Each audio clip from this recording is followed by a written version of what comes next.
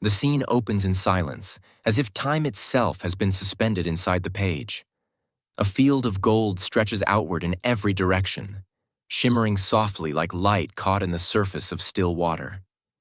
Figures emerge from within this radiance. Hundreds of pale faces, each bowed in quiet reverence, each crowned with a halo that blends seamlessly into the vast golden sea behind them. They stand shoulder to shoulder, endless and repeating, their eyes lowered, their expressions calm and unreadable. At first, the image appears serene, a vision of harmony and devotion. But the longer one remains inside it, the more the stillness thickens, and the more the repetition begins to feel overwhelming, almost suffocating, as if individuality has been surrendered in exchange for eternal belonging. The gold does not expand outward into space. It closes inward, folding around the figures like the interior of a world where silence has no end.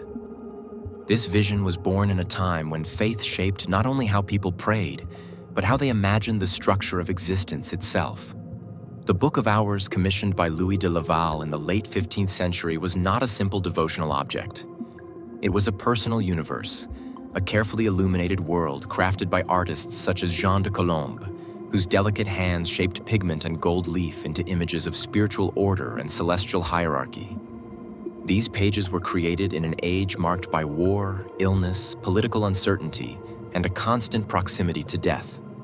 To turn them was to enter a realm where the fragility of earthly life gave way to the promise, or the warning, of eternity. The saints in this painting do not stand as individuals remembered for their separate stories. They stand as a multitude, a single spiritual body gathered under the weight of divine presence.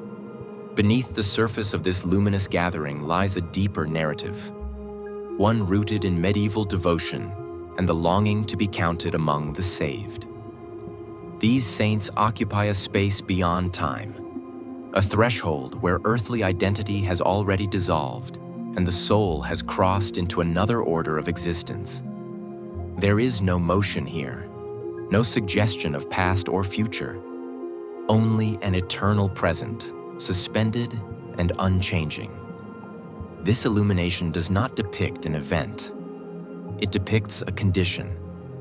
It is the visual language of faith at its most absolute, a faith that asks everything and leaves nothing behind. To look at it is to confront a vision of heaven not as a place of voices and song, but as a state of perfect stillness where the boundaries that once separated one life from another have vanished into gold. The symbolism in this stillness speaks softly, yet with unsettling clarity.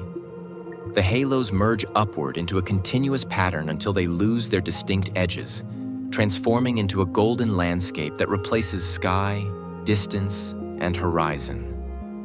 The faces, pale and gentle, seem almost weightless, as though the last trace of human warmth has been lifted away. Blue garments flicker beneath the gold, reminders of earthly existence held weakly beneath the overwhelming brightness of the divine. The composition encloses rather than expands, drawing the viewer inward rather than outward, suggesting that paradise here is not space, but enclosure. A place where the soul is preserved by being absorbed. The painting does not insist on emotion.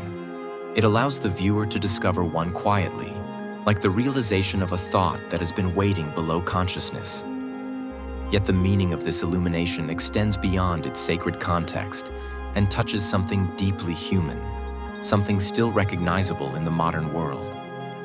It speaks to the tension between individuality and belonging, between the desire to stand apart and the desire to disappear into something larger than oneself.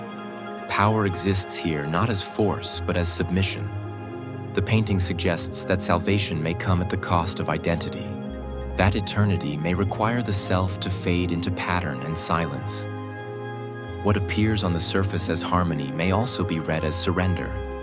The surrender of voice, of memory, of the fragile boundaries that make a single life distinct.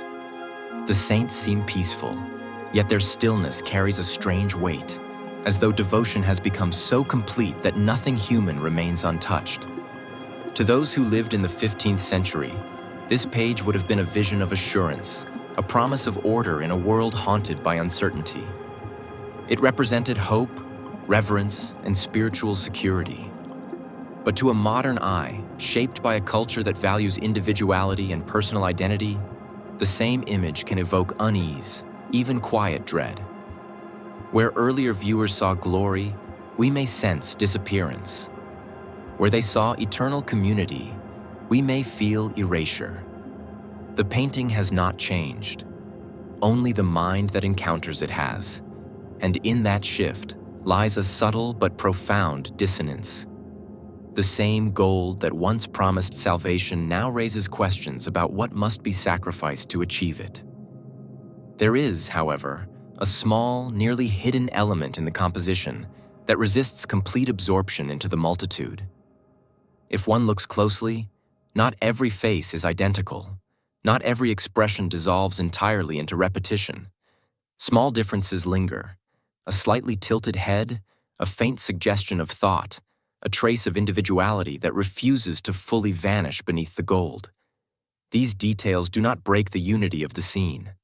Instead, they introduce a fragile tension within it, as though the memory of earthly selfhood persists even inside eternity. The illumination becomes not only a vision of perfect order, but also a quiet struggle between identity and transcendence, between the desire to dissolve and the instinct to remain. This tension echoes outward beyond the manuscript, speaking to human experience across centuries. The painting becomes a reflection of how people negotiate belonging in families, institutions, societies, and systems that promise protection in exchange for obedience.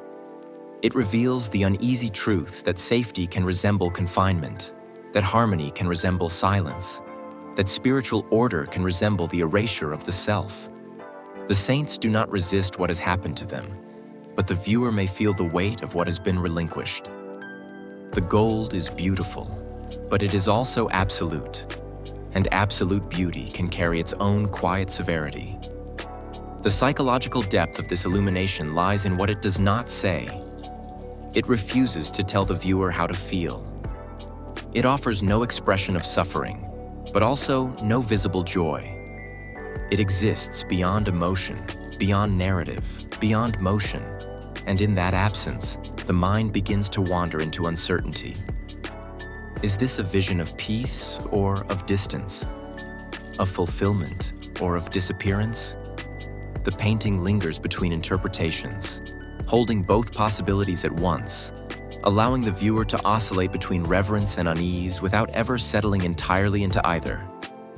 Centuries after its creation, this image survives not only as a work of craftsmanship and devotion, but as a psychological mirror. It reminds us that every era imagines heaven according to its fears and desires, just as every era imagines identity according to its own values. To the medieval world, the self was safest when contained within the sacred order. To the modern world, the self feels most alive when distinct.